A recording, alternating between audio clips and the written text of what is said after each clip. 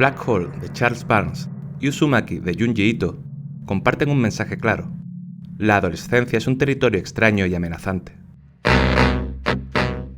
Un momento en el que el cuerpo cambia, la mente se desorienta y el mundo se experimenta con una intensidad que no se repite en ninguna otra etapa de la vida.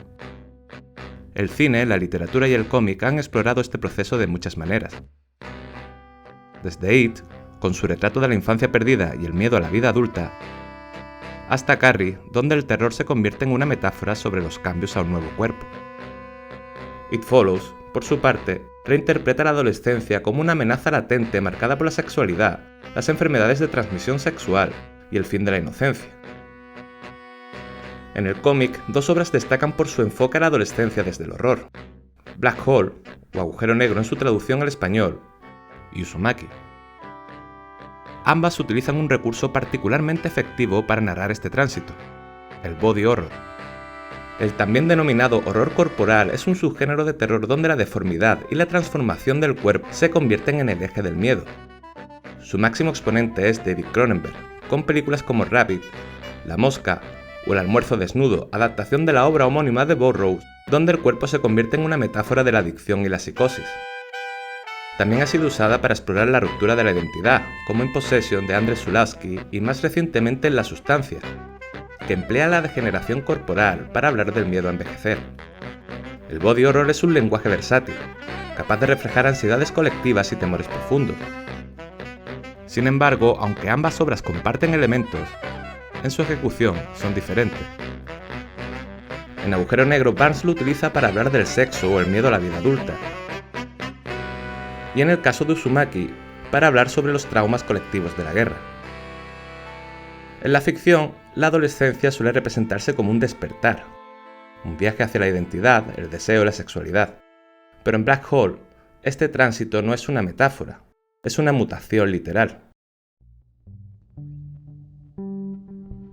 Desde sus primeras páginas, Barnes nos introduce en un universo inquietante con la imagen de un anfibio diseccionado, una herida expuesta con una simbología claramente sexual. Este motivo se repetirá a lo largo de la obra, estableciendo el tono de su exploración del cuerpo como un campo de batalla.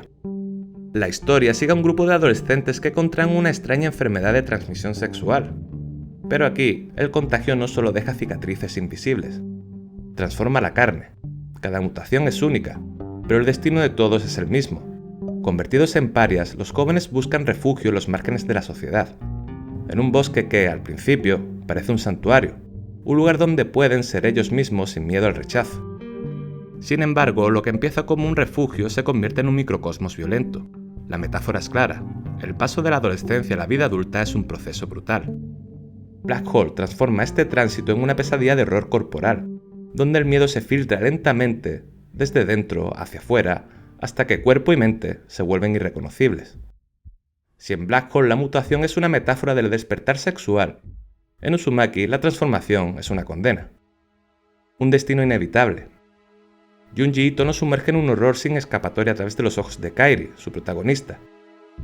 Desde el principio, el manga establece una atmósfera hostil donde la esperanza no tiene cabida.